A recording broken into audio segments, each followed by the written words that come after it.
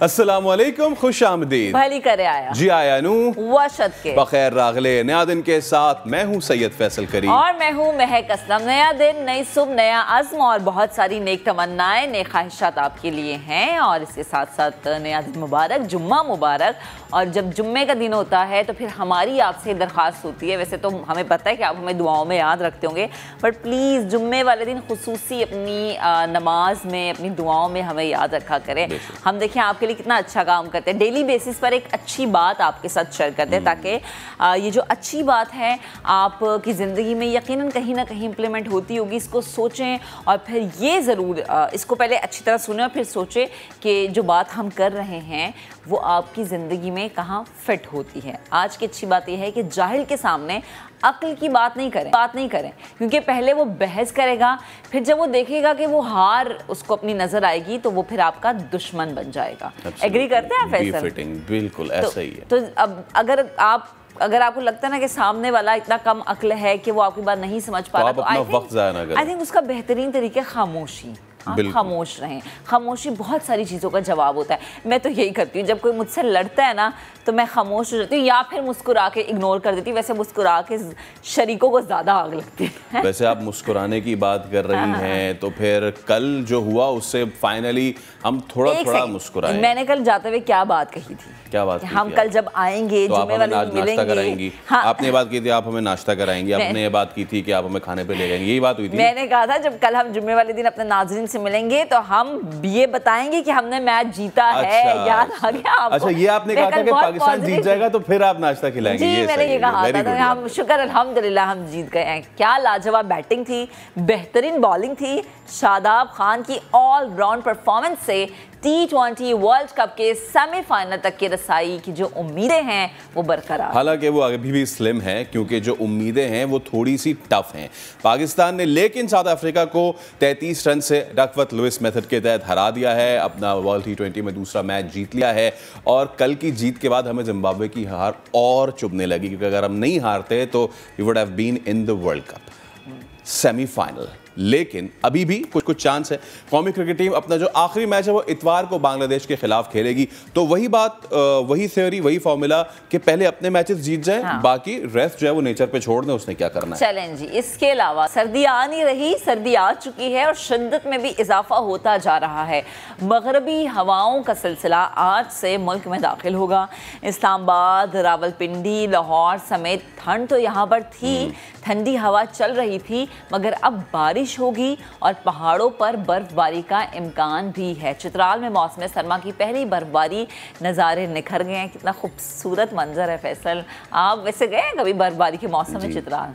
हर जगह फिर क्या आता है, अच्छा सफ़ेदी छा गई है वहाँ पे। अब आप देखें, अल्लाह ताला में भी जाने का मौका दे, लेकिन भाई अपने आप को महफूज रखें, क्योंकि ये जो आती सर्दी की बीमारियाँ ये आपको ज़्यादा जो है टेंशन देती हैं। हम कोशिश करेंगे आने वाले हफ्ते में, क्योंकि अब विंटर टूरिज्म का आगाज़ हो जाएगा और हमें याद है पिछली बार क्या हुआ था मरी में। एग्जैक्टली। तो हम उस पर भी भरपूर आगाही देंगे हमारे प्लेटफॉर्म से। आगे बढ़ते हैं और शो में आज क्या कुछ है मजीद। ग्लोबल हंगर इंडेक्स 121 ममालिक की फहरिस्त में पाकिस्तान का नंबर था 99वां।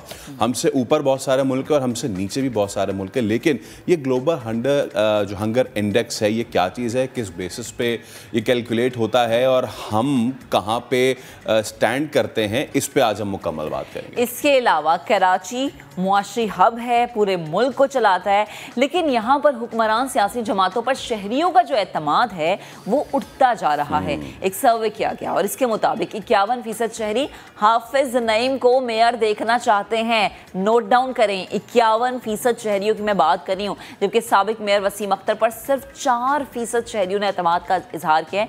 जब आप कारकर्दगी नहीं दिखाएंगे तो फिर ऐसा ही होगा ना भैया। 64% कराची वालों ने शहर के मसाइल का जिम्मेदार किसी और को नहीं बल्कि जो बरसों से हमें कराची पर बराजमान नजर आ रही है पार्टी, पीपल्स पार्टी, को करार दिया है। 44% शहरी मसाइल की वजह MQM पाकिस्तान को समझते हैं। तो लोगों ने सब कुछ तो बता ही दिया है, मजीद क्या कुछ है इसमें आगे चल के शो में बात करेंगे। और आज क्या है शो में, जिम्मेदारियों के लिहाज से कौन सा निज़ाम बेहतर है, लड़की का जॉइंट फैमिली में रहना या अलहदा, इस हवाले से चीज़ें होती हैं और फिर काफ़ी ज़्यादा आगे जाके ख़राबी का शक्ल इख्तियार कर लेती हैं। देखिए, मुझे ये लगता है कि हमारा दीन भी ये कहता है कि जब आप शादी कर रहे हैं तो उस लड़की का ये हक है कि उसके पास अलग घर हो। अगर आप अलग घर नहीं दे सकते, अलग पोर्शन दें, अलग पोर्शन नहीं दे सकते, एटलीस्ट उसका अलग रूम हो, उसका किचन अलग हो, उसका वॉशरूम अलग हो। बट अनफॉर्चुनेटली हमने अपनी सोसाइटी में देखा ऐसा होता हमारा नहीं है। ये दीन और हमारी सकाफत कल्चर ये कोलाइड करती है। एग्जैक्टली तो आज हम इस पे बात करेंगे, एक्सपर्ट हमारे साथ मौजूद होंगे, हम जानेंगे कि क्या बेहतर है। महंगाई का अगर हम देखें वक्त जो चल रहा है तो उसमें मुझे लगता है जॉइंट फैमिली सिस्टम बहुत बेहतर है, थोड़ी बचत हो जाती है। लेकिन अगर थोड़ा सुकून के हवाले से हम बात करें तो मुझ जैसी बहुत सारी लड़कियां कहती है कि भाई हमने जो है अकेले रहना, जॉइंट फैमिली सिस्टम में नहीं रहना। अच्छा जी, लड़कियों को सजने संवरने का बहुत ज़्यादा शौक होता है और इसके लिए मेकअप लाजमी होता है। ख़वातीन की खूबसूरती को ये मेकअप बढ़ा देता है, लेकिन मेकअप वक्त के साथ बदलता रहता है। इसलिए मैं हर दफ़ा जब भी मेकअप की बात होती है, स्किन की बात होती है, मैं ये कहती हूँ कि आपका अपनी स्किन को जानना, उससे दोस्ती करना बहुत ज़रूरी है कि पता चले कि आपके जो फीचर है, कौन सा मेकअप, कौन सा कलर, कौन सा ट्रेंड आपके फीचर को इन्हांस कर रहा है। सो आज एक बहुत ही प्यारी, बहुत ही अच्छी मेकअप आर्टिस्ट से आपकी मुलाकात करवाएंगे। आगे चल के प्रोग्राम में हमारे साथ वो मौजूद होंगे। प्रोग्राम में आपको बताएंगे हम, जैसे कि आप सबको मालूम है कि हम अपने प्लेटफॉर्म से सैलाब के हवाले से बहुत हमने प्रोग्राम्स किए, बहुत अवेयरनेस कैंपेन्स की। अब गुजरे 2 माह हो चुके हैं। स्वात में जो सैलाब आया था, आपको याद होगा, पूरे के पूरे बाज़ार उजड़ गए थे। लेकिन सैलाब मुतासरीन जो हैं उनकी मुश्किलात अभी कम नहीं हो सकी, बल्कि और बढ़ने लगी। जैसे कि मैंने आपको बताया कि जी बर्फ़बारी का आगाज़ हो चुका है, तो ना सिर्फ चित्राल बल्कि जो बालाई इलाके हैं जिनमें Swat is one of them, तो वो भी है। तो इसलिए अब वहाँ भी मुश्किलात बढ़ती जा रही हैं। तो जो मुश्किलात हैं वो क्या हैं, कैसे वो लोग सर्वाइव कर रहे हैं, इस पर हम बात करेंगे। बहुत सारी चीज़ें जिनको आज हमने प्रोग्राम का हिस्सा बनाना है, लेकिन सबसे पहले तो वर्ल्ड T20 में पाकिस्तान टीम की सेमीफाइनल में पहुंचने का इम्कान जिंदा है, बरकरार तो छोड़ें, जिंदा है, अभी सांसें ले रहा है। अभी सूरत हाल अगर आप ऐसी बात कर रही हैं, टीम को लेके पॉजिटिव अगली टीमों को भी देखें ना, सूरत हाल मुकम्मल तौर पर अगर मगर पर इन्हिसार कर रही है। किस तरह ये जानते हैं। अब इसी पर बात करने के लिए हमें जो है अब्दुल कादिर ख्वाजा सिडनी से ज्वाइन कर चुके हैं, और इसके अलावा sports analyst, sports anchor person Adeel असर भी स्टूडियोज में ज्वाइन कर चुके हैं। तो सबसे पहले अब्दुल कादिर ख्वाजा के पास जाते हैं। अब्दुल कादिर बताएगा, कल तो सुबह के वक्त आपने थोड़ा सा हमें अपसेट कर दिया था, लेकिन हमारी दुआएं रंग ले आई, जो पूरा दिन हम मांगते रहे कि अल्लाह करे मैच जीत जाए पाकिस्तान। अभी आपके पास क्या डिटेल्स हैं, कल के बाद क्या सिचुएशन आपने देखी? फैसल ने कहा कि जिंदा है थोड़ा सा चांस अभी भी, तो प्लीज़ आप अपडेट कीजिएगा। देखिए, जब आप मैच जीतते हैं तो उसके वक्त जो तमाम गलतियां होती हैं उन पर पर्दा डल जाता है। और आप ये देखें कि पाकिस्तान टीम ने जिस तरह जनूबी अफ्रीका की टीम को कल शिकस्त से दोचार किया है, वो देखने के काबिल था। और पाकिस्तान ऐसी अनप्रेडिक्टेबल टीम है जो किसी को भी शिकस्त दे देती है, किसी भी मोड़ पर आकर शिकस्त दे देती है, और किसी छोटी टीम से भी अचानक हार जाती है। तो आप ये देखिए कि जिम्बाब्वे के खिलाफ जो हमारा मैच था उसमें हमने बुरी गेम खेली, और कल जो मैच था उसमें तमाम जो लड़के थे वो, खास तौर पर मैं इसका क्रेडिट मोहम्मद हारिस को देता हूं कि उन्होंने ऊपर से स्टार्ट अच्छा किया, एग्रेशन दिखाई, और उसके बाद स्ट्राइक रेट जो था वो मेंटेन रखा नीचे आने वाले खिलाड़ियों ने भी। ये होती है अप्रोच कि अगर आप ऊपर ओपनर्स जो हैं वो अगर आपके तेज खेलते हैं तो नीचे से भी आने वाले बल्लेबाजों को हौसला मिलता है, उनको स्ट्राइक रेट जो है वो मेंटेन करने का पूरा मौका मिलता है। जिस तरह मौके का फायदा उठाया इफ्तिखार अहमद ने इनिंग को बिल्ड किया, उसके साथ साथ शादाब खान ने जो इनिंग को बिल्ड किया, बेहतरीन उम्दा इनिंग खेली। मोहम्मद नवाज ने भी हल्की सी जो है वो अच्छी इनिंग जो है वो देखने को मिली मोहम्मद नवाज की तरफ से भी। तो पाकिस्तान की जो बॉलिंग आई, तो पाकिस्तान ने जब टारगेट सेट किया, आप देखिए कि 40 के करीब या 50 के करीब 4 आउट थे, और उसके बाद जो थी वो इफ्तिखार अहमद आए और नवाज ने हौसला दिया, टीम को संभाला। फिर उसके बाद शादाब आए। अब जब बॉलिंग की बारी आती है तो शाहीन शाह अफरीदी, जिन पर काफी तनकीद हो रही थी और सब लोग कह रहे थे कि वो इंजरी का शिकार है, हाफ फिट है, हम लोग बार बार कहते थे कि शाहीन शाह अफरीदी इंजरी का शिकार नहीं है, उनका सिर्फ रिदम आना बाकी है। तो आप ये देखें कि शाहीन शाह अफरीदी का कल रिदम हमने वापस आते हुए देखा है। जो पुराना शाहीन शाह अफरीदी था और जो अर्ली ओवर में जिस तरह विकेट वो लेते थे, उसी तरह वो कल अर्ली ओवर में बड़ी 2 विकेटें लेने में कामयाब हुए। हाँ बिल्कुल। और मेरे ख्याल से अगर कहा जाए, क्योंकि मैं कल कुछ इंडियन चैनल्स भी देख रहा था तो कह रहे थे कि नहीं जी ये तो ऐसे लग गया वैसे लग गया, cricket is game by chance, और लक की ज़रूरत थी शाहीन को, जो कि कल उन्हें मिली भी, ख़ासतौर पे क्विंटन डिकॉक वाली विकेट की सूरत में। कादिर मैं आपसे मज़ीद भी बात करूँगा। अदील भाई फाइनली हमने एक ऐसी परफॉर्मेंस दी कि जिस पे हम सब बैंक कर रहे थे, हमें यही वाली टीम हमारी थी और यही हमें चाहिए था। हाँ बिल्कुल, जिम्बाब्वे से जो एक शदीद एक्सीडेंट हुआ है उससे हमें उभरने में अल्लाह करे कि हम ये मामलात हो जाएं, हमारे अच्छे हो जाएं, बट कल के मैच को कैसे सम अप करेंगे? कुछ अच्छी चीज़ें फाइनली पाकिस्तान के लिए हो रही हैं। Iftikhar finally coming into the mode. उन्होंने जब कहा था कि मेरे लिए छक्के मारना आसान काम है, मुश्किल काम नहीं, तो बहुत सारे लोगों ने ट्रोल किया था। जिस वक्त ट्रोल किया था तो उस वक्त मैं नीचे ला के किसी के लिखा था कि भाई ऑस्ट्रेलिया में ये खेल चुका है बंदा। तो ये टर्नओवर कैसे आपने देखा, खासतौर पे हारिस का भी, इफ्तिखार का भी? क्या रीज़न समझते हैं? कॉन्फिडेंस को इनको दिया गया है, क्या चीज़ है? देखिए, अगर कोई खिलाड़ी पाकिस्तान के प्लेइंग 11 में पहुंचता है तो आप कह सकते हैं कि उनमें से 9 आउट ऑफ 11 9 डिजर्विंग खिलाड़ी होते हैं। They are the best that you have got. ये फड्डे जो होते हैं ना, ये 2-3 खिलाड़ियों के ऊपर हो रहे होते हैं, यार इसको नहीं होना चाहिए था, फलाने को नहीं होना चाहिए था। So this is 1-2 player. देखिए, जो जितना बड़ा डिट्रैक्टर भी पाकिस्तान टीम का होगा ना, उससे आप बोलें अच्छा भाई क्या टीम बनाए, फिर वो आपको शायद 2 एडिशनल खिलाड़ियों के नाम बता देगा, यार इसको हटा के इसको ले आओ। जहां तक पाकिस्तान की बॉलिंग का ताल्लुक है, this is the best bowling attack that you have. Sydney में पाकिस्तान को एक एडवांटेज था। पाकिस्तान, जिस वक्त मुझे ये पता चला था कि साउथ अफ्रीका से सिडनी में मैच हो रहा है और शुक्र है हम पर्थ से वापस आ चुके होंगे, तो उसी वक्त मुझे हुआ था कि यार we stand a chance in Sydney, because Sydney और एडिलेड ऑस्ट्रेलिया की 2 विकेटें ऐसी हैं जहां पे बैट्समैन को भी हेल्प मिलती है। पर्थ में आपने देखा कि वही लुंगी एंगीडी जो खेला नहीं जा रहा था इंडियन से, इंडिया की इतनी कोई विशाल बैटिंग लाइनअप जो है वो लुंगी एंगीडी के सामने जिस तरह एक्सपोज हो गई थी, यहाँ पे पाकिस्तान ने बड़े मज़े से खेला और जिस तरह इसको टारगेट किया हमने, खासतौर से एनरिक नॉर्किया को 4 छक्के मार दिया आपने, शादाब ने 2 ओवर्स में 4 छक्के मारे। आई थिंक येस्टरडे और फिर जो और ज़्यादा मज़ेदार बात थी कि एक ऐसी कंडीशंस जहाँ पे शायद बॉलर्स को मदद इतनी नहीं मिल रही थी, पाकिस्तानी बॉलर्स ने बड़ी ज़बरदस्त कामयाबी दिखाई। वो जो एक कादिर का मैं बिल्कुल अग्री करता हूँ, ये पता नहीं कौन लोग थे ये जो ट्विटर की टाइमलाइन पे मैं देखता हूँ, जबकि वो अपने आप को क्रिकेट एनालिस्ट कहते हैं और बड़े जर्नलिस्ट कहते हैं एंड ऑल। मैं हैरान रह जाता हूँ, वो कह रहे हैं जी शाहीन आफरीदी को ड्रॉप कर दो। यार he is fit. The only issue was कि उसको वो अपनी रिदम चाहिए था, वो फॉर्म चाहिए था। लाला से हमारी एक दिन बात हो रही थी जिस दिन हमारा प्रोग्राम चल रहा था, पाकिस्तान जिस दिन नेदरलैंड से मैच जीता था, तो लाला उस वक्त शाहीन आफरीदी से वीडियो कॉल कर रहे थे ड्यूरिंग द ब्रेक, और वो मुसलसल एक बात बोल रहे थे कि यार अपनी लेंथ को चेंज करो, तुम गलत लेंथ पे बॉलिंग कर रहे हो, गलत लेंथ पे बॉलिंग कर रहे हो। मुझे ऐसा लग रहा है कि शायद उन्होंने जो है ना वो बात मान ली है और आपने कल उसका जो है ना वो इम्पैक्ट देखा। पहले 2 ओवर्स 2 रन 2 विकेटें Shaheen Shah Afridi, that was the start that we expect. Even Klaasen को भी जो आउट किया वो भी बड़े क्रूशियल मोमेंट पे किया।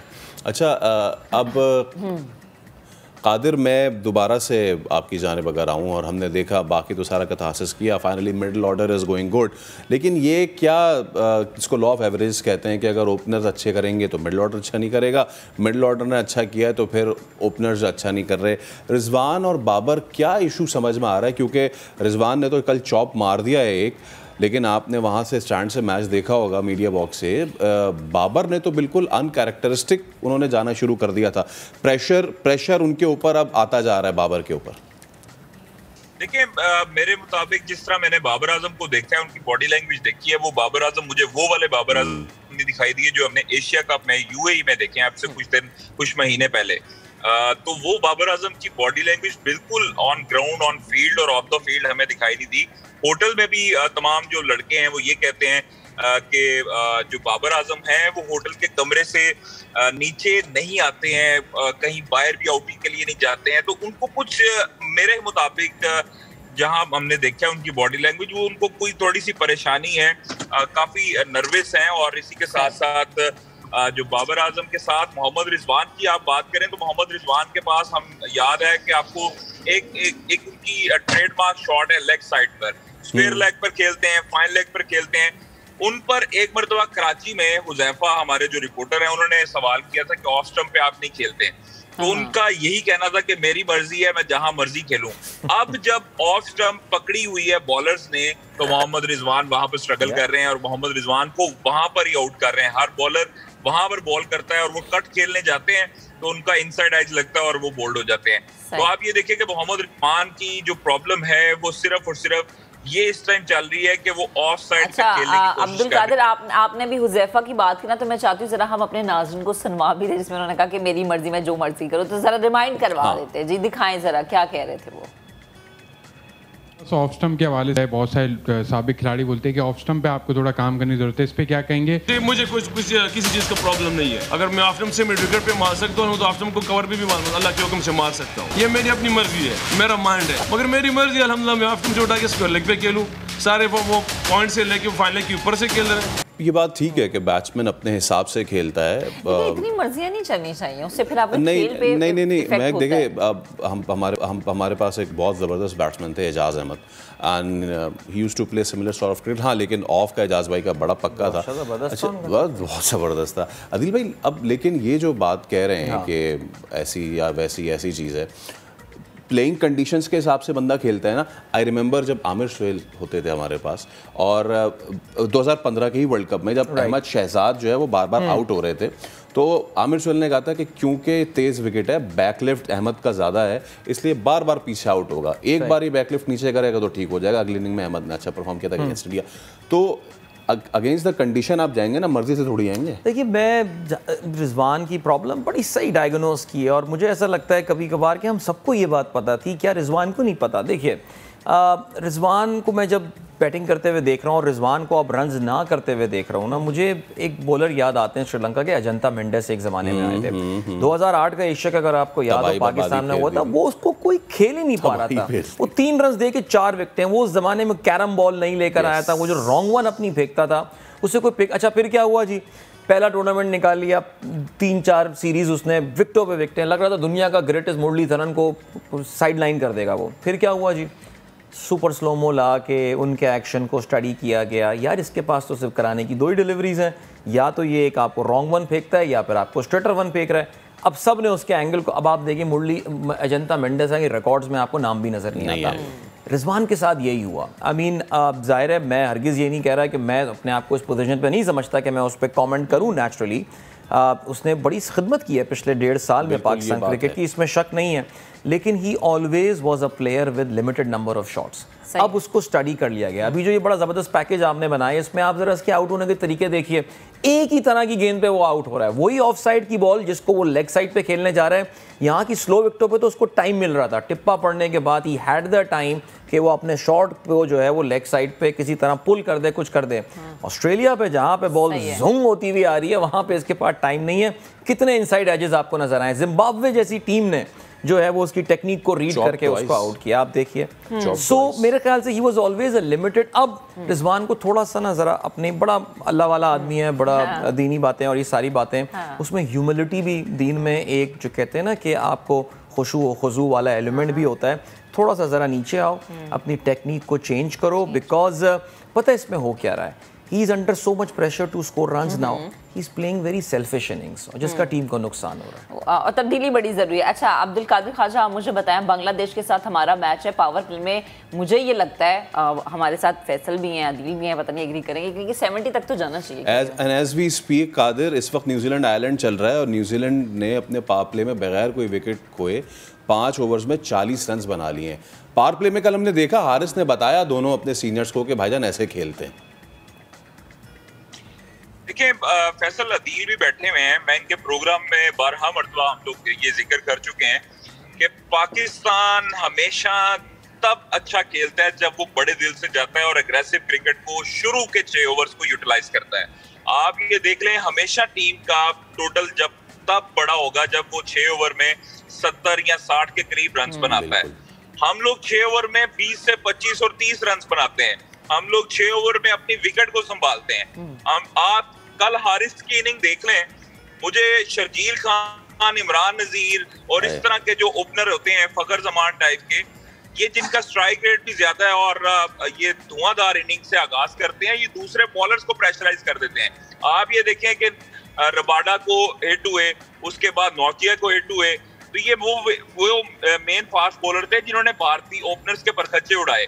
आप ये देखें मोहम्मद हारिस ने आके बैटिंग शुरू की, जारहाना आगाज किया, तो नीचे से भी तमाम जो खिलाड़ी थे उन्होंने स्ट्राइक रेट को उसी तरह मेंटेन रखा। हमारे ऊपर से जो प्लेयर्स हैं, हमारे ओपनर्स हैं, वो थोड़ा सा डिफेंसिव अप्रोच के साथ जाते हैं, एग्रेसिव उनके अंदर है ही नहीं। अटैकिंग क्रिकेट उनको जो है वो खेले हुए काफी अरसा हो गया है। ये यूएई की विकेट्स नहीं है, ये पाकिस्तान की विकेट्स नहीं है, ये ऑस्ट्रेलिया की विकेट्स हैं। यहाँ पर अगर आप अटैकिंग क्रिकेट नहीं खेलेंगे तो दूसरे बॉलर्स आप पर चढ़ाई करेंगे और उसके बाद जो है वो आपको और वही फिर हमने देखा भी। अच्छा अदील, अब मुझे आखिरी में शॉर्टली मुझे बताएं, now we are up against Bangladesh, छोड़ें किसको बारिश हो, किसका ड्रॉ हो जाए, कोई घर चला जाए, कोई इंजर्ड हो जाए, हमें बांग्लादेश के खिलाफ, जो बांग्लादेश ने इंडिया के खिलाफ खेला है, we have to up our game against them. नहीं, देखिए बांग्लादेश, मैं अभी भी ये समझता हूँ बांग्लादेश इंडिया के खिलाफ जिस तरह अफगानिस्तान पाकिस्तान के खिलाफ अपना एक गेम लेकर आता है ना, बांग्लादेश जनरली इंडिया के खिलाफ भी अपना अच्छा गेम लेकर आता है। पाकिस्तान में अब देखें वो कंडीशंस, हाँ वो कंडीशंस अगर आप उनको चिटागोंग की और आप उनको मीरपुर वाली दे देंगे तो Bangladesh will definitely put up a fight. मैं पाकिस्तान टीम को यहाँ पे specially the sort of performance जो हमने कल दिखा दी है, एडिलेड की कंडीशंस अगेन पाकिस्तान की बैटिंग को सूट कर सकती हैं, लेकिन Shaheen Afridi is a bowler जिसको कंडीशंस की ज़रूरत नहीं पड़ती है। वो अब कंडीशंस के बियॉन्ड, वो वसीम भाई और उस कैटेगरी का एक बॉलर जो है ना बनता जा रहा है कि कंडीशन नहीं चाहिए, the share talent is so much. मेरा ये ख्याल है, I think this match against Bangladesh Pakistan should be able to win that. Zimbabwe के मैच में बड़ा कॉन्फिडेंट था, यहीं बैठा मैंने कहा था यार मैच जीत गए हम यार, कुछ नहीं, लेकिन हमारी टीम ने गलत साबित किया। बट हाँ, वो जो बाकी दो रिजल्ट्स की हम एक्सपेक्ट कर रहे हैं, मुझे वो होता हुआ नजर नहीं आ रहा। So I think this could be the last game that we will play. Let's keep our fingers crossed, let's keep our finger crossed. हम बार बार जब बात करते हैं ऑस्ट्रेलिया की, बारिश की, साउथ अफ्रीका की, तो ये हमने देखा है कि हिस्ट्री अपने आप को रिपीट। आपका बहुत शुक्रिया आदिल, आपका बहुत शुक्रिया। क्या हिस्ट्री अपने आप को रिपीट करेगी? मैं भी नहीं कहना चाह रहा 92 वाली, लेकिन फिर भी मेरे निकल गया है मुंह से। हम तो यही चाहते हैं कि ऐसा ही। अभी हम एक ब्रेक ले रहे हैं, ब्रेक के बाद पाकिस्तान में भूख की सतह क्या है, ग्लोबल हंगर इंडेक्स, हम कहां तक जा चुके हैं और हमारे बच्चों को क्या न्यूट्रिशन मिल रही है या नहीं, एक ब्रेक के बाद इस पर बात करेंगे। Welcome back. अब आपको बताएं कि दुनिया भर में भूख और अफलास की सूरत हाल और साल 2022 के ग्लोबल हंगर इंडेक्स में 121 ममालिक की फहरिस्त में पाकिस्तान 99 नंबर पर है। मुसीबत ज़्यादा श्रीलंका 64, नेपाल 81, बांग्लादेश 84। एशिया में हिंदुस्तान की हालत बहुत ज़्यादा ख़राब है। अब आप देखेंगे हिंदुस्तान जो कि हथियार ख़रीदता है लेकिन अपने लोगों की भूख की परवाह नहीं है।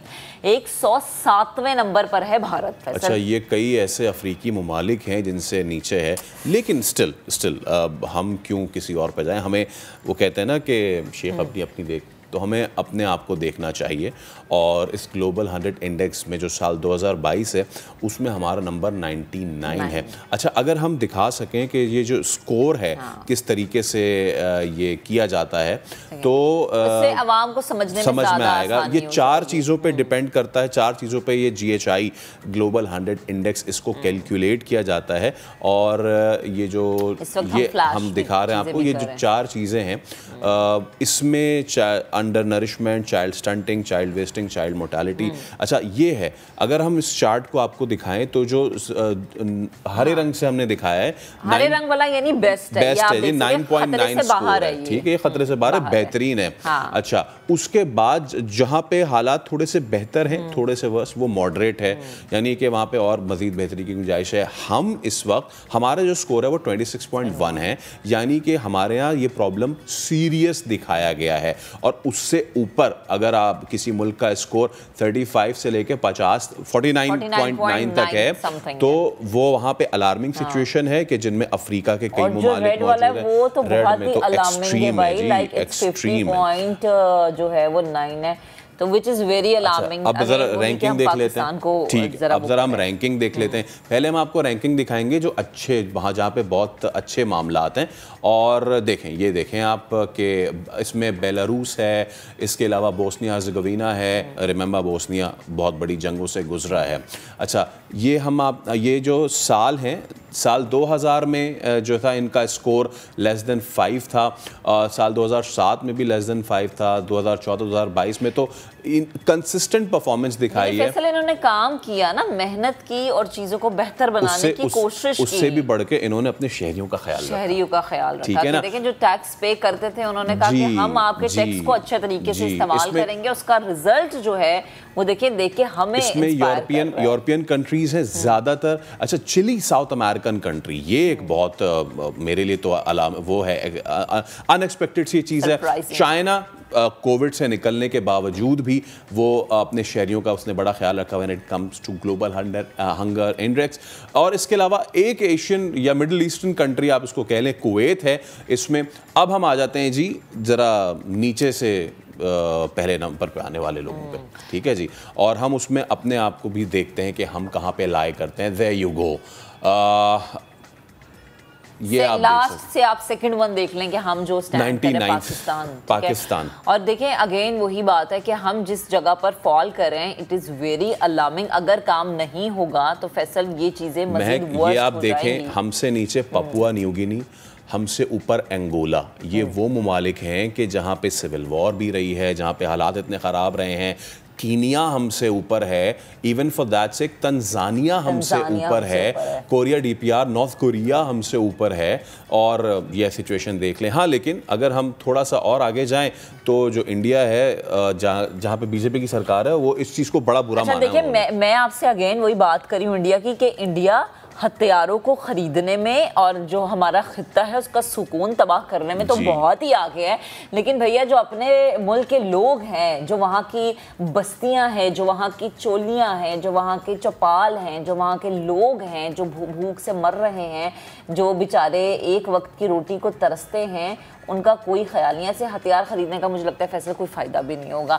हमारे साथ इस वक्त डॉक्टर कोमल राना मौजूद हैं, हम उन्हें शामिल गुफ्तगू करते हैं, क्लिनिकल न्यूट्रिशनिस्ट हैं। उनसे पूछते हैं कि पाकिस्तान इस वक्त जिस कैटेगरी में फॉल कर रहा है, जिस वक्त नंबर है, अगर उन पर कंट्रोल नहीं किया गया। कोमल अस्सलाम वालेकुम, गुड मॉर्निंग, कैसी हैं आप?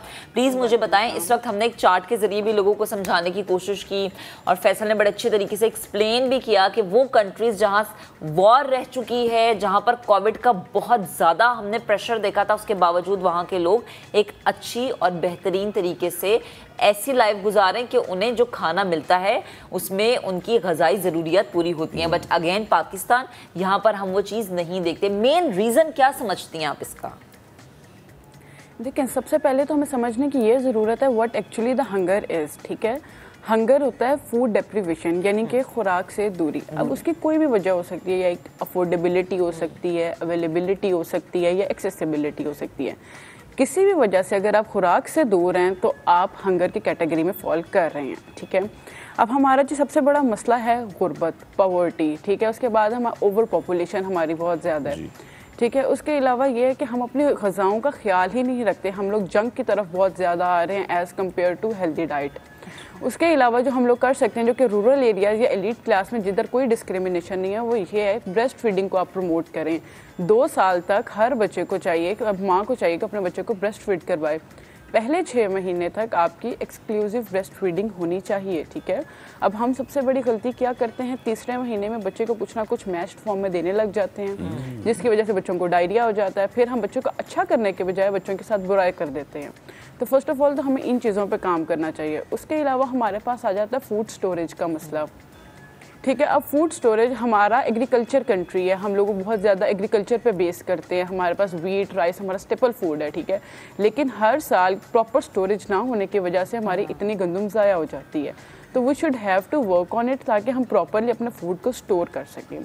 तीसरी मेन चीज़ ये है, हमारे पास फूड वेस्टेज। फूड वेस्टेज हमारा इतना है, चाहे आप होटल्स देख लें, रेस्टोरेंट्स देख लें, अपनी हरकतें देख लें, कि हम लोग प्लेट्स में इतना इतना खाना रेस्टोरेंट्स में वैसे ही छोड़ देते हैं। तो we should have to work on it, क्योंकि पाकिस्तान एक अंडर डेवलपिंग कंट्री है। ठीक है, हमारे पास इतने रिसोर्सेज नहीं है, हमें लिमिटिंग रिसोर्सेज के अंदर रहते हुए ही अपना काम करना चाहिए। उसके अलावा अब जो आपने बात की ग्लोबल हंगर इंडेक्स की, ठीक है, ग्लोबल हंगर इंडेक्स जो है वो 3 से 4 चीज़ों के ऊपर अपनी जो है ना रैंकिंग करता है। एक तो ये कि आपके स्टंटिंग, वेस्टिंग क्या है, दूसरा ये कि आपके यहाँ मोर्टेलिटी रेट क्या है अंडर 5 लोगों की, मतलब बच्चों की। अब वो बच्चों के जब आप ब्रेस्ट फीडिंग नहीं करवाते हैं, आप फार्मूला मिल्क्स दे देते हैं, बाहर के ग़िज़ाएँ देने लग जाते हैं, या तो बच्चों को डायरिया हो जाता है और उनकी डेथ कॉज हो जाती है अगर वो बहुत सीवियर हो जाए। या जो दूसरी चीज़ हो सकती है वो ये हो सकता है कि बच्चों बहुत ज़्यादा अंडर नरिश्ड हो जाते हैं, मेल नरिशमेंट की तरफ से चले जाते हैं, बच्चों में माइक्रो न्यूट्रिएंट डेफिशिएंसीज होने लग गई हैं। तो सबसे पहले हमें सप्लीमेंटेशन को इंश्योर करवाना चाहिए कि हमारे अब जैसे फ्लड एरिया आया, ठीक है, तो वहाँ पे हम लोग सप्लीमेंटेशन को इंश्योर करवाएं, जैसे आयरन, जिंक, आयोडीन डेफिशिएंसी बहुत ज़्यादा हो रही है, कैल्शियम डेफिशिएंसी बहुत ज़्यादा हो रही है, तो हम लोगों को इन चीज़ों पे काम करना चाहिए। अब जैसे आपके पास गंदम और चावल है, तो गंदम और चावल के अंदर आप फूड फोर्टिफिकेशन करवा सकते हैं, जैसे कि आयरन की फोर्टिफिकेशन करवा दी, जिंक की फोर्टिफिकेशन करवा दी, ठीक है। इससे क्या होगा कि आपको एक गंदम या चावल के अंदर और भी बहुत से न्यूट्रिएंट्स मिल जाएंगे जिसकी हमारी बॉडी में ज़रूरत है। अब एक बहुत इंपॉर्टेंट चीज़ है कि ये इस ड्यूरेशन में हमारे पास बहुत प्रेगनेंसीज हुई हैं, ठीक है, बहुत ज़्यादा डिलीवरीज हुई हैं, ठीक है, तो अब उन माओं में आयरन डेफिशिएंसी बहुत ज़्यादा है। अब उन माओं के लिए आप क्या कर सकते हैं, एक तो आप उनको फौरी रिकवर नहीं कर सकते डाइट के थ्रू, ठीक है। वैसे तो आम तौर पे रूरल एरियाज़ में आप देख लें, आप पुदीने की चटनी ले सकते हैं, आप पालक ले सकते हैं, आप बहुत महंगी चीज़ों पर ना जाएँ, ठीक है, आप इन चीज़ों का इस्तेमाल कर सकते हैं। अब आजकल साग का मौसम है, आप साग का इस्तेमाल कर सकते हैं, लेकिन जब आपने बहुत ज़्यादा उसके ऊपर जाना है, आप सप्लीमेंटेशन को इंश्योर करवाएं, ठीक है, अपने टेस्ट करवाएं। सीबीसी एक नॉर्मल टेस्ट है जो कि ब्लड टेस्ट है, जो कि सबको करवाना चाहिए। इट इज़ वेरी नेसेसरी कि आप इसके ऊपर जाएं। 90 रुपये का आपको मिल जाएगा, किसी भी गवर्नमेंट हॉस्पिटल से आप करवा लें। अगर आप प्राइवेट जाना चाहते हैं तो 70-80 रुपये में 700 से 800 के बेस में मिल जाएगा। तो you should have to work on it. अपनी रिपोर्ट्स चेक करवाएं। हम लोगों के पास अर्ली डायग्नोसिस ही नहीं है, जिसकी वजह से हमारा ज़्यादा मसला हो रहा होता है। तो we should have to diagnose early कि हमारे अंदर कौन सी माइक्रो न्यूट्रिएंट डेफिशिएंसीज हैं, and we have to work on it. मुझसे रिपोर्ट चेक करवा लें, या आपके इर्द गिर्द जो भी लोग हैं आप उनसे रिपोर्ट चेक करवा सकते हैं। सही है, एग्जैक्टली। और यही चीज़ कोमल के हमें अपने लोगों को जो है वो अवेयर करना चाहिए कि जी अगर आपकी मदर्स हैं जो एक्सपेक्ट कर रही हैं उनको खाना अच्छा मिलेगा तो फिर उनके बच्चों को भी खाना अच्छा मिलेगा। थैंक यू सो मच, आपने बहुत ब्रीफली बताया। हाँ बताया। और जी आप कंप्लीट कर लें कोमल प्लीज़। जी मैंने यही बात की कि एक हेल्दी मदर ही आगे एक हेल्दी जनरेशन को लीड करती है। अगर आपकी माँ हेल्दी नहीं है तो आप अगली जनरेशन को कैसे हेल्दी करेंगे। सही, बिल्कुल आप दुरुस्त कह रही हैं, क्योंकि कोमल हमारे यहाँ अलमिया ही यही है कि वो ख़वातीन जो कि प्रेग्नेंट होती हैं, जब उनकी ग़ज़ा पूरी नहीं होती, और वो इसलिए फैसल क्योंकि उनको वो ग़ज़ा मिलती ही नहीं। अच्छी बात यह है कि सन 2000 में हमारा स्कोर बहुत ख़राब था, लेकिन हम अब सन 2022 में हमने काम किया है। 36 से हम 26 पे आए। अभी भी हमें बहुत कुछ करने की ज़रूरत है। अभी एक ब्रेक। पीटीआई मार्च के दौरान फायरिंग से जांबाहक होने वाले मौज़म गोंदल के घर इस वक्त सोग की फ़ज़ा है। समा के नुमाइंदे मोहसिन खालिद इस वक्त वाक़े के चश्मदीद गवाह मकतूल के बेटे अली हसन के साथ मौजूद हैं। उनसे मज़ीद तफसीलात जानते हैं। जी मोहसिन, बताएगा इनके बेटे का क्या कहना है? जी बिल्कुल, मैं वज़ीराबाद के इलाका अलाहाबाद में मौजूद हूँ उस सोगवार फैमिली के साथ जो गुज़िश्ता रोज़ जब पीटीए के कंटेनर पर हमला किया, फायरिंग की गई, तो उनमें ये जो है पीटीए के कारकुन थे मौज़म गोंदल, वो जाँ भाग हुए। यहाँ पे बिल्कुल हर आंख अश्कबार है, हर दिल सोगवार है। और वो बच्चा हमारे साथ मौजूद है जो चश्मदीद गवाह भी है, अपने वालिद के साथ मौजूद था। उनसे बात करते हैं। जब आपके वालिद साहब वहाँ पर घिरे हुए थे तो उस वक्त क्या वहाँ पर जो पीटीए के दूसरे कारकुन थे उन्होंने उन्हें उठाया? कैसे पता चला कि इनकी शहादत होगी? पहले मैंने थाया ना, 10-15 मिनट बाद फिर उन्होंने आन के थाया था। अच्छा, एक अब ये हमें बताएं कि आप पहले भी जाते थे पीटीए के मार्च वगैरह में शिरकत के लिए? आपके पापा जाते थे? नहीं, पहली दफा गए हैं। बच्चे का यही मुतालबा है कि जिन्होंने ये कत्ल किया है, जिन्होंने फायरिंग की है, उनको जो है गिरफ्तार किया जाए और कैफरे किरदार तक पहुँचाया जाए। स्वात की तहसील मटा में वज़ीर आला महमूद खान के अपने हल्के में सैलाब मुतासरीन की मुश्किलात कम नहीं हो सकी हैं। गांव भर थाना के वकील खैमे लगाकर ज़िंदगी गुजारने पर मजबूर हैं। बारिशें होने से उनकी मुश्किलात में मज़ीद इजाफा हो चुका है, जो कि सर्दी का मौसम भी वहाँ पर आ गया है। मज़ीद बात करेंगे, अपने नुमाइंदे सैयद शहाबुद्दीन ने हमें ज्वाइन किया। जी बताइएगा। तहसील मटा ये स्वात का बालाई इलाका है और यहाँ पे जब सर्दी शुरू होती है तो यहाँ पर पहाड़ों पर बर्फ़ पड़ती है और इस वक्त हम देख रहे हैं कि काफ़ी सारे इलाकों में जो बालाई पहाड़ है वहाँ पे बर्फ़ पड़ चुकी है और अगर मज़ीद बारिश होती है तो मज़ीद बर्फ़बारी होगी और मज़ीद ठंड होगी तो इससे यहाँ के लोगों को मुश्किलात का सामना करना पड़ेगा। हम देख रहे हैं आबादकारी के लिए किसी किस्म के इक़दामात नहीं किए गए हैं। ये जो इलाका है ये वज़ीर आला खैबर पख्तूनख्वा महमूद ख़ान का आबाई इलाका है, लेकिन यहाँ पे हम देख रहे हैं कि आबादकारी शुरू नहीं हुई है। कई मुकामात पर हम देख रहे हैं कि बहाली के काम हो रहे हैं सड़कों पर और जो पुश्ते हैं वो तो बन रही है, लेकिन लोग जो मुतासिर हुए हैं उनकी किस हद तक मदद की गई है, हम यहाँ के मुतासिरीन से बात करते हैं। अस्सलाम वालेकुम जी। वालेकुम सलाम। अच्छा, अपना नाम बताएं। मोहम्मद अजीम मेरा नाम, तोतके खान बरताना का रहने वाला हूँ मैं। अच्छा, ये बताएं कि यहाँ पे आप बैठे हुए हैं, यहाँ पे सुनने में आया है कि यहाँ पे आबादी थी, यहाँ पे घर थे, तो मुश्किलात क्या है और क्या वज़ीर आला खैबर पख्तूनख्वा की जानिब से कोई मदद की गई है आबादकारी के लिए? यहाँ पर हमारे 11 कमरे घर था और हम बहुत खुशी से इधर ज़िंदगी बसर कर रहा था, तो अल्लाह की तरफ से पानी आया और हम हुकूमत से बहुत खुश थे कि हमारे वज़ीर आला हमारे इलाके का है, हमारे घर का है, हमारे रिश्तेदार है, तो कुछ न कुछ करेगा, मगर आज तक कुछ भी नहीं हुआ।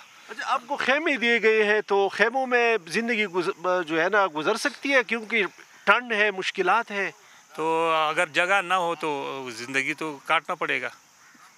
जगह कोई ना हो तो खेमे पर रहना पड़ेगा, क्योंकि इधर पत्थर में तक जाता है, हवा होता है या ठंडी होता है या धूप होता है, तो फिर खेमा में बैठना पड़ता है। आप बताएं कितना नुकसान हुआ है यहाँ पे और आपका क्या मुतालिबा है? मेरा तो नुकसान ये 8 कमरे घर था और 3 बच्चे हमारे साथ रहते थे, उनकी शादी हुई है, वो सारे घर जो है वो ख़त्म हो गए ना जी, सारे घर ख़त्म हो गए। अभी हम इधर हुकूमत ने जब मेरे ख्याल से 10 दिन 12 दिन बाद एक टेंट दिए, एक बोरी आटा दिए और एमिफेट दिए दूध का, और कुछ नहीं दिए। कल आए थे सर्वे के लिए वो, लेकिन वो सर्वे कर दिया, लेकिन अभी पता नहीं वो कब देगा कि नहीं देगा। अभी सर्दी आने वाले है, हम लोग क्या करेंगे? इधर ये पत्थरों में बैठते हैं, सुबह आते हैं शाम को जाते हैं, दूसरे के घर में रहते हैं। हमारे बच्चे जो है ना वो उधर हम रहते हैं एक घर में, उसका भी 10-15 आदमी है, हम 10-15 आदमी है, इधर भी गुजारा नहीं होते हैं। और भी ठंडक आने लगे, हम हुकूमत से दरख्वास्त करते हैं महमूद खान से कि अभी ये बरताने में जो हालात है, टेंट लगे हुए हैं लेकिन हम कुछ नहीं मिलता। ये 2 महीने हो गया, अभी हमको खुराक की ज़रूरत है, घर की ज़रूरत है, अगर जो भी देते हैं वो अभी दे दे, क्या सर्दी आने वाले क्या हम अपने लिए बंदोबस्त करें पानी वानी का। बिल्कुल जी, ये जो इलाके के लोग हैं ये शिकायत कर रहे हैं, शिकवा कर रहे हैं, गिला कर रहे हैं कि वज़ीर आला अपने इलाके से ताल्लुक़ रखते हैं और इनकी मुश्किलात दिन ब दिन बढ़ती जा रही है। सर्दी आ गई है, उनकी मुश्किलात में मज़ीद इजाफ़ा हो सकता है, तो इनका मुतालिबा है कि सैलाब को गुज़रे हुए 2 महीने तो गुजर गए लेकिन अभी तक आबादकारी के लिए उन्हें मुआवज़ा नहीं दिया गया। तो इनका मुतालिबा है कि फ़ौरी तौर पर उन्हें आबादकारी के लिए मुआवज़ा दिया जाए ताकि वो अपने आशियाने दोबारा आबाद कर सकें। ये तो वहाँ की रहने मुश्किलात थी। अब ज़रा हम कराची का अगर रुख करें और महंगाई की बात करें तो ज़ाहिर महंगाई भी एक मुश्किल ही है जिससे आवाम निपटने की कोशिश करी है। कराची के शहरी जो हैं दूध की कीमतों में इजाफे को ही अभी रो रहे थे कि कमिश्नर कराची ने मुर्गी के गोश्त की कीमत में इजाफे का नोटिफिकेशन जारी कर दिया। अब इस पर खरीदार क्या कहते हैं, खुर्शीद आलम बताएंगे अपनी रिपोर्ट में। कमिश्नर कराची ने बता दिया अब कुछ भी नहीं सस्ता होने वाला। जी हाँ, दूध के बाद अब मुर्गी के गोश्त की कीमतों में भी इजाफा हो चुका है। अब मुर्गी का गोश्त सार्फिन को मिलेगा 400 रुपये किलो। जारी हो चुका है नोटिफिकेशन। खरीदार क्या कहते हैं जानते हैं उन्हीं की ज़बान। मुर्गी का गोश्त कोई 460 दे रहा है, कोई 480, रान है 400। गरीब आदमी क्या करे, जहर खा के मरे। चीज़ें बहुत महंगी है भाई, कोई गरीब आदमी कुछ भी नहीं खा सकता, बहुत महंगी चीज़ें।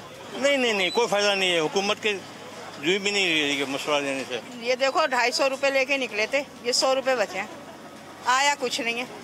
हमारा बेकार है, हम तो पीस रहे हैं, छोड़ो इनको, आप ये बेकार है सब, ये करना वो करना।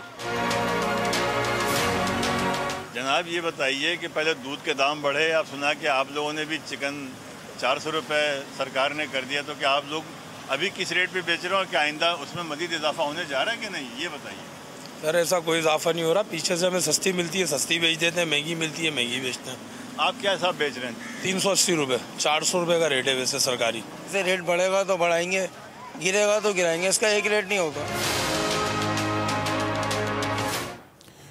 वेलकम बैक जी। हमारे मुआशरे की सबसे बड़ी खूबी और सबसे बड़ी खूबसूरती ये है कि जो हमारा फैमिली सिस्टम है ना, बड़ा स्ट्रॉन्ग होता है। यानी कि घरों में छोटों और बड़ों का मिलजुल कर रहना, एक दूसरे की खुशी में खुश होना, गम के मौके पर एक दूसरे का साथ देना, एक दूसरे को सपोर्ट करना। मगर अब ऐसा हो गया है कि बहुत ज़्यादा हमारी सोसाइटी में चीज़ इन हो गई है, सेपरेट लाइफस्टाइल अपनाने को बहुत ज़्यादा लोग प्रेफर करना शुरू हो गए हैं। तो ऐसा क्यों है, पहले इस पे हम नुमाइंदे खुसूसी रेहान अहमद की आपको रिपोर्ट दिखाते हैं, देन इस पे थोड़ी सी डिटेल में डिस्कशन करेंगे।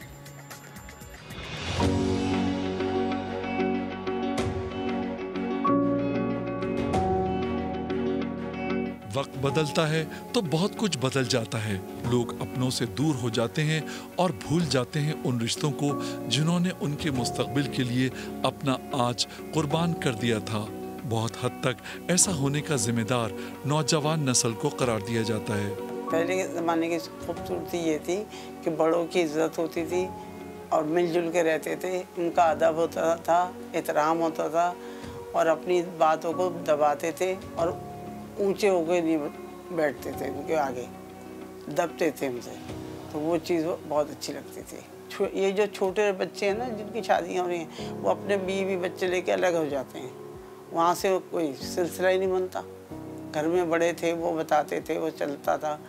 हमें भी अकेला कर दिया, अपने आप को भी अकेला कर दिया, तो कौन इनको समझाए। अपने घर में रह रहे हैं और जो हो रहा है वो होने दे। बच्चे हर वक्त मोबाइल लेके बैठे हुए हैं। बीते कल की सुनहरी यादों की अमीन परवीन निजामी का शिकवा अपनी जगह, मगर आज के मॉडर्न लाइफस्टाइल की तर्जुमान संगीता इस बारे में अपनी एक अलग सोच रखती हैं। नहीं, मैंने ऐसा कुछ नहीं देखा। मैंने जिस तरह अपने बच्चों को संभाला है और देखा है, मेरे बच्चों में मैंने ऐसी कोई आदत नहीं। वो मैंने आई थिंक अपने आप पे डिपेंड है कि आप किस तरह बच्चों को हैंडल करते हो, किस तरह उनकी तरबियत करते हो और आप लोगों ने शुरू से बच्चों को किस तरह रखा है। क्योंकि जैसे मैंने आपको बताया कि मैं जॉइंट फैमिली में भी काफ़ी अरसा रही हूँ और आती जाती रही हूँ और बच्चों को मिलाती रहती हूँ ताकि बच्चों को वो चीज़ भी पता चले। तो आई थिंक मुझे ऐसा कुछ फील नहीं हुआ कि बच्चे जो ना फरमाबरदार हैं, नहीं सुनते, ऐसी कोई मैंने अपने बच्चों में नहीं बात देखी। उधर 4 बच्चों की नौजवान माँ खुशबख्त का जॉइंट फैमिली सिस्टम को देखने का नजरिया उनकी तरक्की पसंद सोच की अक्कासी करता दिखाई देता है। जहाँ तक इस बात का ताल्लुक है कि लड़की शादी होके आती है तो फिर वो अलग रहने का सोचती है या अपने हस्बैंड को इस अलग होने पे फोर्स करती है, मैं इस बात से इत्तेफाक नहीं करती हूँ। बिकॉज कुछ ऐसे कंडीशंस होते हैं लाइफ में, कुछ ऐसे कंडीशंस आ जाते हैं कि शायद किसी को ये डिसीजन लेना पड़े, लेकिन आप किसी एक के स्टेटमेंट से आप जज नहीं कर सकते किसी को कि वो अलग क्यों हुई है या वो अलग क्यों हुआ है। तो मैं इस बात पे इत्तेफाक नहीं करती। जॉइंट फैमिली में एक और ये अच्छी बात क्या है कि जैसे मैं ख़ुद बात करूं कि मेरी छोटी बेटी, दादा दादी अगर स्टेयर से नीचे आ रहे हैं तो मेरी बेटी अरवा भागती भागती जाती थी दादी को हाथ दे के और हाथ पे किस करके, कि ये एक बहुत प्यारा जेस्चर होता था। मतलब ये सुबह की स्टार्टिंग ही यही होती थी। अब अलग रहने में ये चीज़ें नहीं। अब जब मेरे जो 2 छोटे बच्चे हैं, ट्विन्स हैं मेरे 5 इयर्स के, उनको ये चीज़ें नहीं पता। ऑल्दो अब जब दादी आती हैं वो बहुत प्यार देते हैं, लेकिन जो वो टाइम और मॉरल्स जो अरवा ने सीखे हैं वो अब वो ट्विन्स को वो एक्सपोजर नहीं मिला है। लोग इंडिपेंडेंट रहेंगे तो जो एक मटीरियलिस्टिक अप्रोच जो है लोगों की वो बहुत ज़्यादा ग्रो करती जाएगी और सेल्फिशनेस जो है वो भी इंक्रीज़ होती जाएगी कि सारी रिसोर्सेज हम ले लें, सारा कुछ हम ही अपने ऊपर खर्च कर लें। तो वहाँ से जो लोगों के अंदर शेयरिंग की जो क्वालिटीज़ हैं वो डेफिनेटली कम हो जाएंगी। ऐसा लगता है कि जैसे हमारे शहरों में रात दिन नजर आने वाली बदनज़मी का सिरा कहीं न कहीं उस तहजीब व शाइस्तगी की अदम मौजूदगी से ज़रूर मिलता है जो बच्चों और नौजवानों को बुजुर्गों के ज़ेरे साया रहने से हासिल होती है। एक हालिया सर्वे के मुताबिक 65% पाकिस्तानी इस बात से इत्तेफाक करते हैं कि जॉइंट फैमिली की ज़िंदगी अकेलेपन की ज़िंदगी से बहुत बेहतर है, लेकिन उसके बावजूद शहरों में पाकिस्तानियों की अक्सरियत हमें फ्लैटों में रहती हुई नज़र आती है। कैमरामैन इमरान शाहिद के साथ रेहान अहमद, समा, कराची। अब मिली जुली सी राय होती है कि कुछ लोग कहते हैं जी कि जॉइंट फैमिली सिस्टम बहुत अच्छा होता है, कुछ लोग कहते हैं कि जी अकेले रहना अच्छा होता है ताकि हम अपने बच्चों की परवरिश अपने तौर पे कर सकें, क्योंकि बहुत सारी माएँ ऐसी होती हैं कि वो पसंद नहीं करती हैं कि कोई दूसरा या घर का बड़ा या आपकी देवरानी जेठानी आपको बताए कि जी नहीं आप अपने बच्चे को ऐसे भी उसका ब्रॉटअप या ग्रूमिंग कर सकते हैं। तो वो जो दरमियान में बोलना होता है ना, कभी कभी ख़वातीन को पसंद नहीं आता, जिसकी वजह से उनकी डिमांड होती है अलग घर। लेकिन इसका हमारा इस्लाम इस बारे में क्या कहता है और इसका फ़ायदा है या नुकसान है? क्योंकि ज़ाहिर है हम हमेशा बड़ों से सुनते आए हैं कि बड़ों के साथ रहना चाहिए ताकि मुश्किल वक्त में आपकी रहनुमाई हो सके। तो परवीन निज़ामी साहिबा इस्लामिक स्कॉलर हैं, इस वक्त हमें ज्वाइन कर चुके हैं। अस्सलाम वालेकुम आपा, गुड मॉर्निंग। वालेकुम। अच्छा, मैंने अपनी अम्मी से हमेशा एक ही बात सुनी है कि हमेशा जॉइंट फैमिली सिस्टम को प्रेफर करो, क्योंकि अगर तुम अपनी सास के साथ रहोगी, तुम घर के बड़ों के साथ रहोगी तो तुम्हें चीज़ें समझने में आसानी होगी, पहला बच्चा है उसकी परवरिश में तुम्हें आसानी होगी। लेकिन आज हमारी सोसाइटी की जो सोच है, ज़्यादातर लड़कियां प्रेफर करती हैं, मियाँ को प्रेशराइज़ करती हैं कि जी हमने अलग घर लेना, चाहे 2 कमरों का घर क्यों ना हो लेकिन अलग लेके दो। क्यों है ये सोच? ये इनका जो दिमाग है ना, वो बड़ों की इज्जत नहीं करता। अच्छा। हमारे लोग जो हमने भी करा, हम 12 साल अपनी ससुराल में रहे, जब उन्होंने हमें अकेला कहा कि आप चली जाओ, हम चले गए, लेकिन हम तो जब भी जाना नहीं चाहते थे। अच्छा। हाँ, इस तरह पाला हमने चारों बेटियों को और हाफिज बनाया हमने उनको। अच्छा। हाँ, माशाल्लाह। तीनों बच्चियों को हाफिज बनाया। ज़बरदस्त। लेकिन आपा अगर हम सोसाइटी को देखें ना, तो मियाँ या बीवी जैसे नौकरी कर रहे हैं, एक ससुराल का ये भी बहुत प्रेशर होता है कि बीवी नौकरी क्यों करिए, मियाँ कमा तो रहा है। फिर वो अपनी लाइफस्टाइल को बेहतर बनाने के लिए कहते हैं कि अच्छा चलो ठीक है हम सेपरेट हो जाते हैं, वो चाहे माँ के करीब ही कहीं घर ले लें, लेकिन वो कहते हैं सेपरेट हो जाएंगे तो ज़्यादा बेहतर रहेगा। तो ये एक सोसाइटी का भी तो एक अलमिया है ना हमारी। हाँ, ये पैसे की कमी की वजह से। अच्छा। हमारे यहाँ ये था कि भाई रोटी भी सब मिलजुल के खा लो, 1 सालन पका लो, 4-5 सालन ना पकाओ, और अपना खाना पीना हल्का रख लो, ठीक है, तो तुम अब हो जाओगे सही। अच्छा। अच्छे कपड़े कम कर लो। हाँ, ठीक। अच्छा, आप मुझे एक बात बताएं कि अगर जैसे जिन लोगों की नई नई शादियां होती हैं, या जो लड़कियां कहती हैं कि एक बच्चा हो गया, 2 बच्चे हो गए, बस अब हमें अलग होना है, अब हमें अपनी ज़िंदगी अपने तौर पर जीनी है, क्या वो सही करती हैं? गलत करती हैं। गलत करती हैं। हमने नहीं करा ऐसा। नहीं, अगर हम अभी का माहौल देखें तो अभी के माहौल के लिहाज से वो अभी भी गलत करती हैं। भाई देखिए, अगर वो जॉब पे चली जाएंगी छोटे छोटे बच्चों को छोड़ के, तो ये अच्छा माहौल है? अच्छा। वो बच्चा माँ से सीखता है और माँ के सिवा कोई नहीं सिखा सकता, सब उसके लिए बुरे होते हैं। अच्छा, एक और चीज़ नहीं कर सकती। अच्छा, एक और चीज़ मुझे समझाए, ये तो हमारा दीन भी कह रहा है ना कि आप किसी की बेटी को ब्याह के लेके आए, या तो उसे अलग पोर्शन दे दें, अलग कमरा दे दें, अलग घर दे दें, जितनी आपकी हैसियत है उसका किचन अलग कर दें, आप उसको एक प्राइवेसी दें। तो फिर यहाँ पे क्लैश किस चीज़ का है? ये औरतों का झगड़ा, ये औरतों के मसाइल हैं कि हम तो ये देंगे नहीं, सास कहेंगी नहीं इसको नहीं दो, ये यहीं पड़ेगा। यानी यहाँ पे सासों को भी समझना चाहिए। हाँ। अच्छा, सास ज़्यादा समझेगी, माँ ने तो भेज दिया उसको, तो सास समझ दे, सब अपने घर को बचाए, अपने बेटे को बचाए, उसको अपने घर रखे। ऐसे घर देखे हमने कि उनके यहाँ 4-4 बच्चे हो गए, बहू ऐसे मिलके और सासें मिलके रह रही हैं। सही है। और क्या? सही। ये अपने दिल पे होता है और अपने अखलाक पे। सही है। यानी जो चीज़ अगर घर में बड़े हैं है तो ये उनके समझने की चीज़ है कि उन्होंने फैसल कैसे बांध के रखना है फैमिली को। और यही बात है कि अगर कोई आप ब्याह के ला रहे हैं तो वो भी उतनी ही अजीज़ है जितनी कि आपकी अपनी बेटी। ठीक है जी, बहुत शुक्रिया परवीन, आप आई तशरीफ़ लाई। तो अब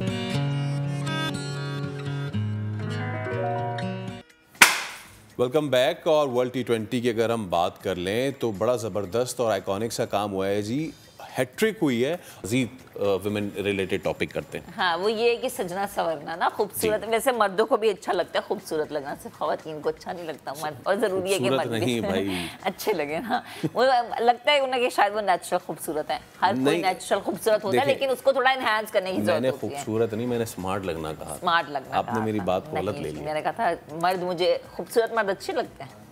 मुझसे क्या पूछ रही है? हम सेगमेंट आगे बढ़ाते हैं प्लीज। मेकअप करना बड़ा ज़रूरी होता है जी, अगर ख़वातीन को खूबसूरत लगना है, लेकिन वो मेकअप ट्रेंडी होना चाहिए। ये ना हो कि आपने 5-6 साल पुराना मेकअप किया तो ज़ाहिर उसमें आप अच्छे नहीं लगेंगे।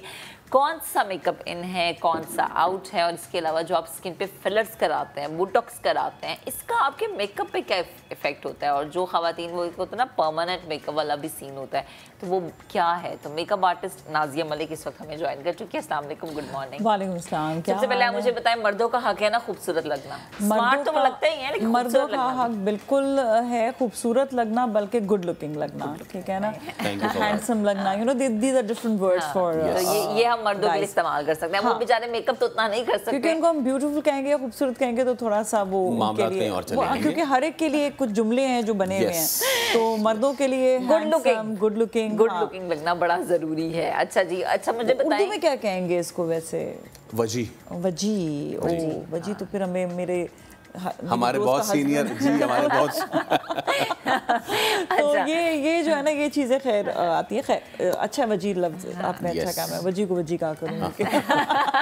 और चले अब जरा मुझे मेकअप के बारे में। मेकअप के बारे में ये है कि सबसे पहले तो आपको अगर अच्छा लगना है, लाइक यू नो, इवन लड़कों के लिए वो उनका पूरा हक है कि वो भी अच्छा लगे और वो मेकअप भी कर सकते हैं। किसी ओकेजन में मना नहीं करती, मैं कहती हूँ बिल्कुल आप मेकअप करें, क्योंकि जब आप स्पेशली शादी पे स्टेज पर बैठे हुए हैं, दूल्हा बैठा हुआ है और दुल्हन ने इतना मेकअप किया हुआ, लड़के की ज़रा स्किन टोन जो है वो मैच नहीं हो पा रही, तो आप बिल्कुल मैच करवाएं उससे। और जहाँ पे आपने ट्रेंडी की बात की, ट्रेंडी मेकअप के लिए बेसिकली आपको ट्रेंड सीखना ज़रूरी है।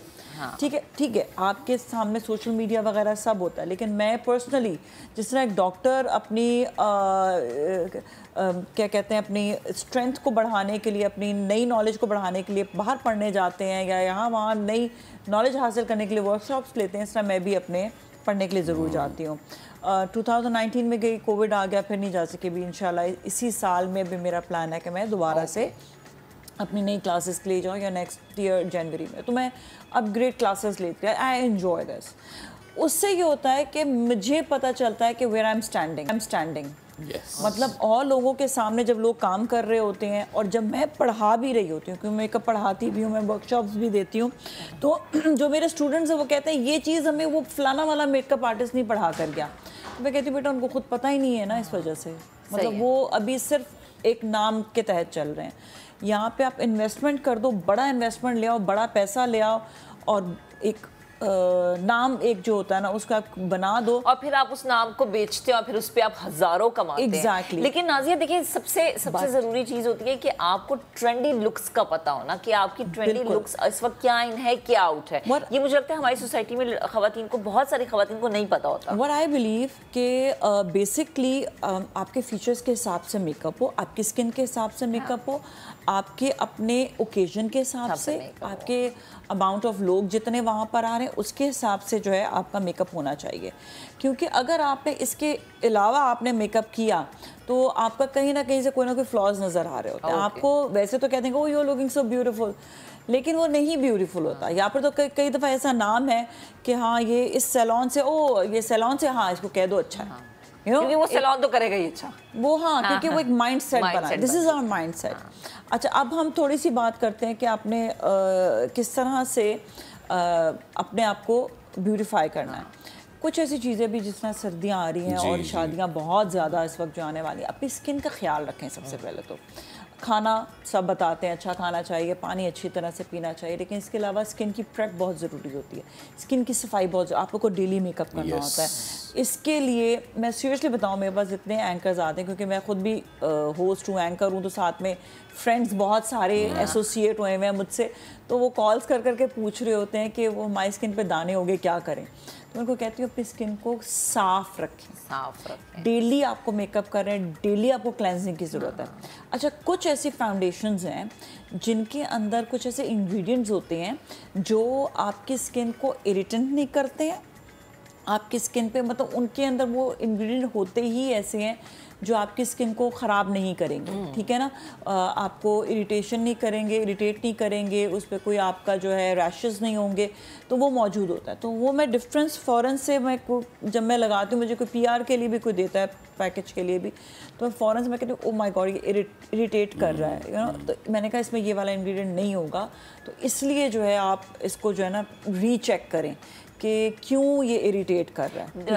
आई थिंक नाज़िया, हमें अपनी स्किन से दोस्ती करना बहुत ज़रूरी है। जब तक हमें अपनी स्किन का पता ही नहीं होगा, ना तो हम कोई फाउंडेशन खरीद पाएंगे, ना ही कोई फेस मास्क खरीद पाएंगे, ना ही अपनी स्किन के हवाले से कुछ और स्किन से दोस्ती के साथ साथ हमें जो है ना, जो हम प्रोडक्ट ले रहे हैं ना, उसके बारे में फिर वही बात है कि यहाँ पर एक नाम एकदम से बूस्ट हो जाता है, लोग वो चीज़ खरीदने लग जाते हैं, लोग पागल हो जाते हैं, चाहे वो कोई भी प्रोडक्ट हो। I am not talking one product, मैं कह रही हूँ अपने लिए प्रोडक्ट की आप एक अच्छी तरह से जान पहचान उससे कर लें। अब मैं बताऊँ, कुछ ऐसे फाउंडेशंस आई हुई हैं जिनका बहुत नाम है, जो पाकिस्तान में हर एंकर भी यूज़ कर रहा है, सब यूज़, पर वो मैं यूज़ करती हूँ तो मुझे फील हो जाता है कि वो इरिटेंट है, कि उससे लगाने के बाद मुझे दाने शुरू हो जाते हैं। दैट मीन्स कि वो फाउंडेशन में कुछ इंग्रेडिएंट्स अच्छे नहीं हैं, सही है, ठीक है ना।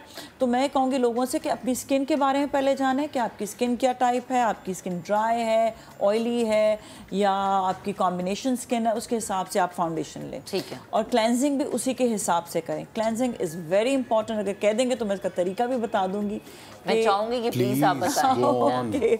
और चाहे लड़के हों चाहे लड़की हों, आपको अपने फेस की सफाई करना ज़रूरी है। अच्छा, अगर आप वो कर रहे हैं, मेकअप कर रहे हैं, तो मेकअप क्लेंजर्स आते हैं और कुछ ऑयली क्लेंजर्स भी होते हैं, बहुत ज़बरदस्त होते हैं कि आप वो ऑयल की तरह होते हैं, आप उनको फेस पर लगाएं, आपका पूरा मेकअप फ़ौरन मिट जाएगा, ठीक है। उसके बाद आप कोई भी कॉटन लें, कॉटन को गीला करें, गीला करने पर स्क्वीज़ कर दें, स्क्वीज़ करके फिर आप उसे क्लीन कर लें। अगर आपके पास ये वाला ऑयल वाला प्रोडक्ट नहीं है, then you just take normal creamy cleanser, उसको पूरे फेस पर आप लगा लें। अच्छी तरह से लगाने के बाद अगेन आपने कॉटन लेना है, कॉटन को आपने गीला करना है, स्क्वीज करना है, और उससे फिर आप साफ करें। तो उससे आपका बिल्कुल फेस साफ होगा। इसके अलावा कुछ ऐसे स्क्रब्स आते हैं, आप स्क्रब्स यूज़ करें, और टोनर्स आते हैं, फिर टोनर्स यूज़ करें। And after cleaning your face completely, good moisturiser. आपकी स्किन चाहे ऑयली हो चाहे ड्राई, आपकी स्किन फ़ौरन ड्राई हो जाती है इतनी क्लेंजिंग के बाद, तो उसके लिए आपको ज़रूरी है कि आप अच्छा सा मॉइस्चराइज़र ज़रूर लें। सही है, ठीक है। तो कोई ब्रेक का टाइम आ गया क्या? परेशान हो रहे हो? नहीं, अच्छा, हमारे पास ना एक्चुअली ये कि हमारे पास ज़रा टाइम कम है, तो मैं ये चाहती कि एक हम जब नेक्स्ट की टॉपिक ज़रूर रखें कि जो ख़वातीन बोटॉक्स कराती हैं या जो अपनी स्किन पे, मैं इन शॉर्ट बता देती हूँ क्योंकि टाइम कम है। इन शॉर्ट बता देती हूँ कि आप कोई भी ओकेजन से पहले कोई हाइड्रा फेशियल या कोई ऐसा फेशियल ज़रूर करा लें। उससे क्या होता है, स्किन आपकी थोड़ी अपलिफ्ट हो जाती है।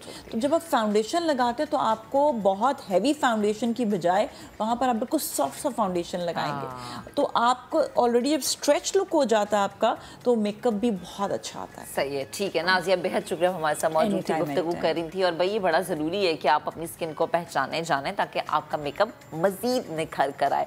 आगे बढ़ते हैं, एक खबर है कोयटा से, जहाँ पोलियो वैक्सीन की अफादियत और आगाही से मुतालिक मुजस्समा साजी की नुमाइश मुनक्किद की गई है। मुख्तलिफ जामियात के तलबा ने खूबसूरत फनपारों के जरिए अपने ख्यालात का इजहार किया है। नूरुल आरिफीन की रिपोर्ट आपको दिखाते हैं।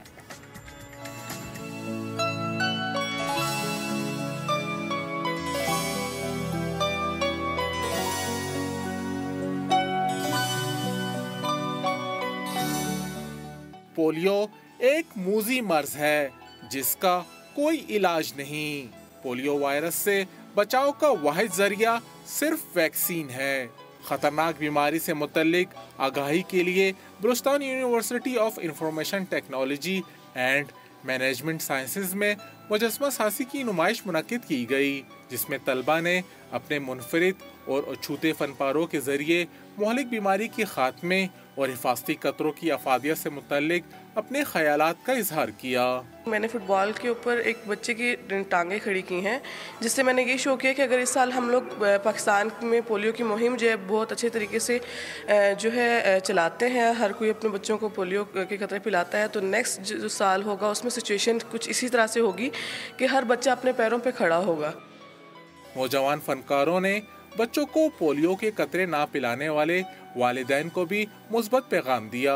मैंने ये जाहिर किया कि हम लोग पोलियो को ज़्यादातर वैल्यू हमारे बलूचिस्तान में नहीं देते, और जो ड्रॉप हम लोग अपने बच्चों को नहीं पिलाते, अपने बच्चों को छुपाते हैं, कल को वो माजूरी के शक्ल में हमारे सामने होते हैं। बासलाहियत तलबा ने अपने फन पारों के जरिए बहादुर इंसदाद पोलियो वर्कर्स को खिराज तहसीन भी पेश किया। मैंने वो आर्ट शो किए हैं जो महान आते हैं कि गली गली में कूचे कूचे में ये लोग ड्रॉप देते हैं, और ये मैंने जो रस्सी बांधे हुए हैं इसके ऊपर जब आप किसी इंसान को बांधोगे तो किस तरह बांधोगा, तो ये वो लोग हैं, ये वो आते हैं जो पोलियो के खतरे के लिए कई कई जगहों पे जाते हैं। शुराका ने नौजवान मुसव्विरों की तख्लीकी सलाहियतों को भी सराहा। पोलियो के जो साइड इफ़ेक्ट्स हैं उनको अपने एक स्कल्पचर के ज़रिए उन लोगों ने इस आर्ट को दिखाया गया, जिसको हम इजीली समझ भी सकते हैं और इस पर हम लोग अमल भी कर सकते हैं। ये बहुत अच्छा इक़दाम है।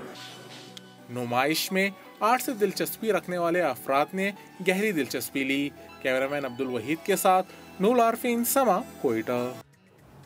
चलें जी, आज के प्रोग्राम से इतना ही। आपसे मुलाकात करेंगे इंशाल्लाह मंडे को। 2 दिन आपने करना ये है कि बेस्ट ऑफ नाज़रीन ज़रूर देखिएगा, अपनी दुआओं में हमें याद रखिएगा, अपना बहुत सा ख्याल रखिएगा क्योंकि सर्दी आ गई है। अल्लाह हाफ़िज़। पाकिस्तान को दुआओं में याद रखिएगा। पाकिस्तान के लिए भी दुआ कीजिएगा। अल्लाह हाफ़िज़।